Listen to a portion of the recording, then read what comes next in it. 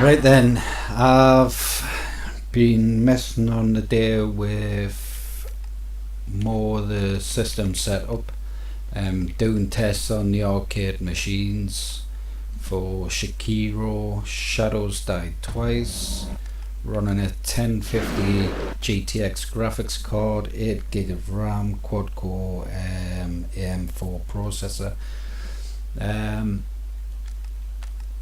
And I've also been doing a test on May Cry, Dead or Alive 6. Dead or Alive 6 at the moment will only work with the Xbox controllers. I can set it up with one controller for the arcade sticks, is keyboard button layouts, but for some reason I think it's to do with the X input INI file or DLL files, sorry, for the controllers isn't set up right. It crashes the game actually when you try and use something like X360 CE. So at the moment I've got Dead or Alive 6 running on controller setup. The games, new games especially like that, I've had to knock the graphic settings quite down. Dead or Alive 6 seems to run quite good, but the settings are set to low. I don't know whether it's the new games at the moment just aren't capable of running at max settings, but it's running at 1080p, quite smooth on the lower settings. Shakiro's the same, it'll run at 1080p on low settings. To run them games at max, you're gonna have to look at at least a 1060 graphics card, something with 6GB graphical RAM. The 1052 gigs just don't seem to be enough. But if a customer wishes to upgrade, the machines are feature upgradable. So, and Devil May Cry 5, I had a lot of issues getting that booting up in Windows 7 and stuff, but it's literally running at 720. It's playable, it'll play fine, but I mean it's just too graphically intense for the current setup. My machine worked perfectly fine, it'll run on my 1070 no problem, run perfect fine, maxed right out. Like I say, all the other games run maxed out, like Injustice 2, Tekken 7. I don't know what they're doing with the new games, because between Injustice 2 and the graphics on Dead or Alive 6, Dead or Alive 6 actually looks really well for low settings. I mean, there's not a huge jump from low to high, there's no medium, but it just doesn't seem to be running out at max settings. It seems to struggle. But if there's an update, I'll update Dead or Alive 6, get them arcade stick controllers working for it. Same with Devil May Cry 5, maybe waiting on a patch or an update to reduce a bit of lag, and knock up the graphics settings. I've only done a quick test today. I might be able to knock some shaders up, get a smooth gameplay from that. But as for the rest, everything else runs perfectly fine, maxed out. I've done some editing today as well on the systems, went through them all. I did do another video, it's about an hour long. I'm I'm not going to upload it. I was going to just showing off all the systems loading and everything else, and come across a few issues. I had SNES, Nintendo Super Game Boy, I think, on there. I've removed that for some strange reason. It wouldn't load. It was having an error pop up, so I didn't want to spend too much time on it. I'll just remove the system. I'll add another system in replacement. The Wii U games, I've still got to go through a couple of them. There seems to be one or two titles not fully loading in. I might remove them titles. So yeah, that's what I've been doing today, is going through, loading all different systems, loading different emulators. Everything else loads perfectly fine. So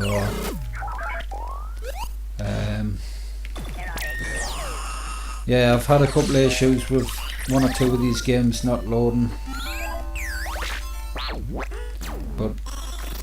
and I think a few of them I'll have to just remove, like Skylanders, which you would need the dock for and everything, so they're really unneeded games on there.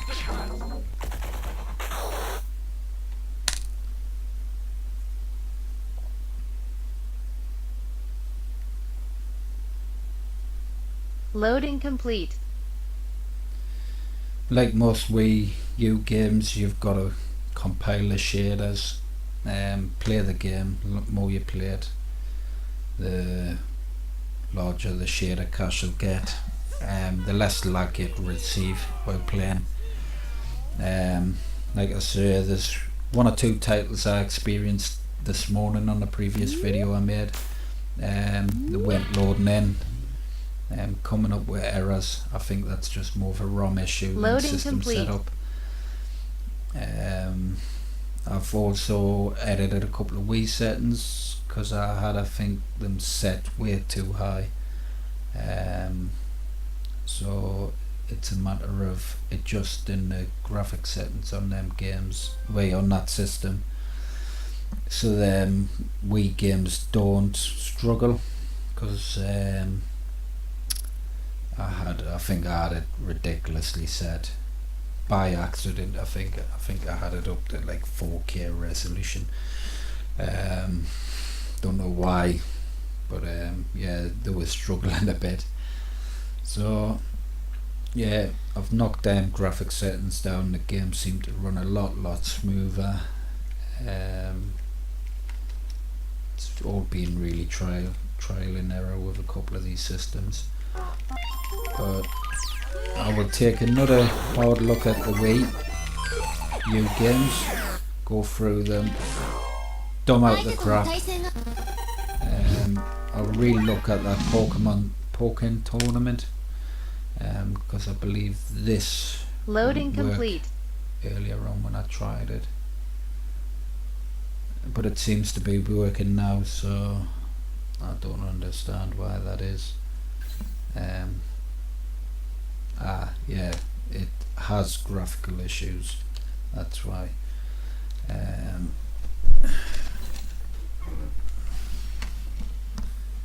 nice to meet you.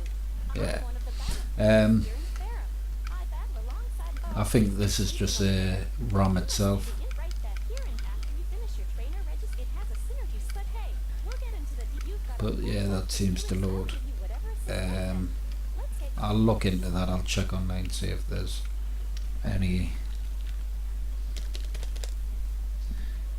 particular settings that it needs to be set at for that game, and give that a test.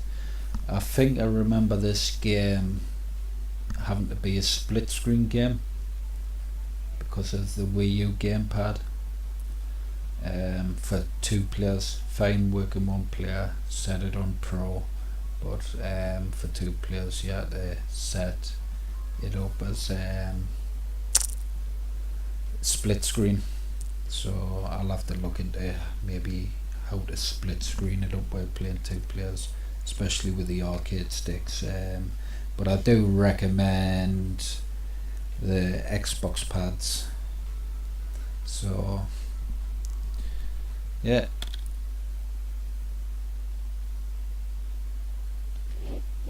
I have a couple of Xbox pads to send off to a customer.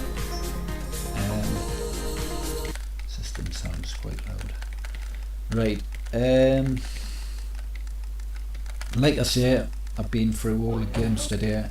I've been working on the Outrun cabinet today, sorting out the gun games, sorting out the guns, hot swapping them, making sure they don't lose configuration when they've been hot swapped.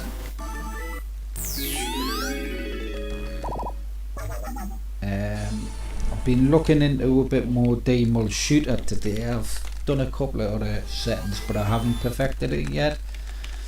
So at the moment I have gone to set to an analog joystick for MAME games, which has like a center locking on the X and Y axis, so it's centrally locks in the middle of the screen for certain MAME games for 2 players on the second gun. First gun's an absolute mouse, and I've only done it that way because the new Wii games, Wii shooter games, it'll only work without demul shooter configured and set up, as the second gun being set to a joystick. So when you play the game, it'll work like as a secondary joystick rather than a mouse, and it works fine. Works great as 2-player setup. And to be honest, I prefer the Wii shoot 'em ups on here than the MAME. But then if the customer requests to change it, I could do a little tutorial for them to do it the opposite way around. The only issue with putting them both to absolute mouse is having no player 2 for the Wii games. You're not going to be able to set up that second gun for them Wii titles unless you set up demul shooter.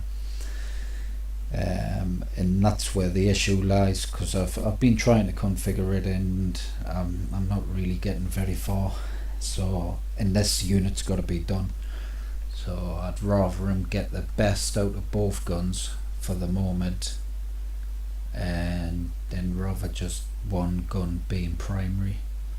There's a lot of different settings to set up. I'm a little disappointed with Dead or Alive 6, because I prefer to use the arcade sticks with fighting games. I wasn't expecting Xbox 360 CE joystick emulator, controller emulator not working on that. It does crash the game. When you set it up, loads in perfectly otherwise. I can set up one player with the, like I say, the joystick set up as a keyboard. Loading complete. And then use a controller, but to be honest, I'd rather find a method where I can use both joysticks than just one joystick and one controller. It defeats the fact of it being on an arcade cabinet. So yeah, I can set the joysticks to like J, N, K, L, M, whatever the button layout is.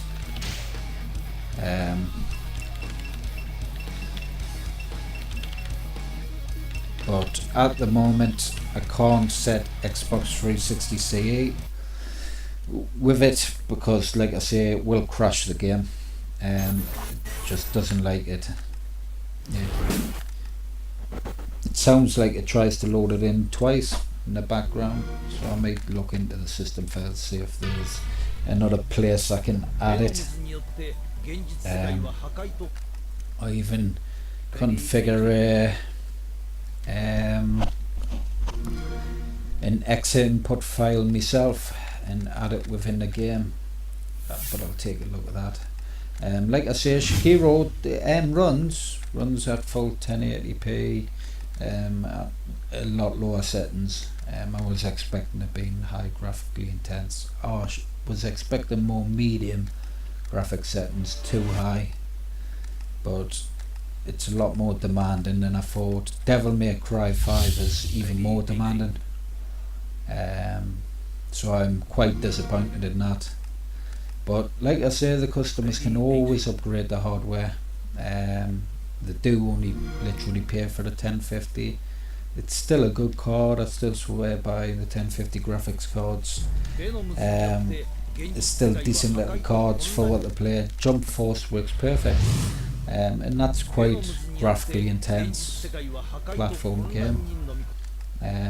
Dragon Ball Fighter Z runs all maxed out. Street Fighter 5.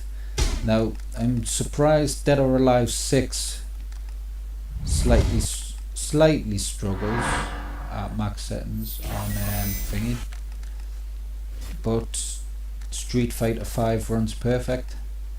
Now I believe Street Fighter 5 graphics are way better than Dead or Alive 6. A lot better. Possibly Tekken 7. Injustice 2 I would say is more graphically intense than Dead or Alive 6, but that's how it runs, I suppose, unless it's a Windows 7 issue maybe. Graphics drivers updated on Windows 7, all the runtimes, everything else it needs, updated DLL files, so it might just be because it's a new game, gotta wait for new drivers coming out, support Windows 7 a bit more, possibly, but we'll see. If there's new updates come out, new fixes for the game, I'll add them and contact the customers and send them off. But the system's got enough games to last a lifetime, and if they ever want to upgrade, like I say, they can always go out, buy a more beefier card, a 1060 or a 1070, 1080 if they wish. Just then they've got to look into upgrading the power supply also, but like I said, it's all upgradable. It might even just be a RAM problem, because a lot of new games now require 8 gig and over, and these systems just have 8 gig in. The odd DDR4 super fast RAM, so, but then if it requires a bit more RAM, then it requires a bit more RAM to run. But yeah, just a quick video. I've got my son helping us in Lucifer to do and upload the video for us. He's interested in doing a few YouTube things and adding videos, so I says he could help me tonight before bedtime. So I think that's going to be me off, and I might redo another video. Now I've reconfigured a few of the systems and go over every system like I've done this morning, but I'm going to do that when I've got a bit more time. Like I say, all the systems load. You have a lot of the MIM setups, a hell of a lot of MIM setups. Then you've got everything set to Retro Arch, and the rest is your other emulators like Nintendo, CMU, Dolphin, Model 2 emulator, DMOL. PlayStation 1 runs on this, through RetroArch. So there's only like the PS2 emulator, and I think that's it. There's not a lot of emulators needed on here. A couple of them have their own standalone, but the rest all run through likes of Mayhem and RetroArch, and they run perfectly fine.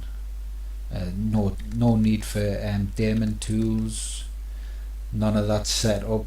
N64 runs through RetroArch.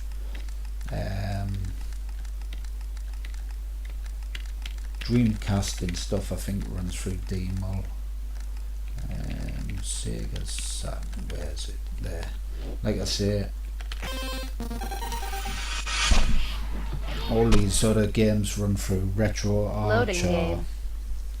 Mayhem or the other handful of emulators, but I've sort of dumbed the system down but built it up from the ground.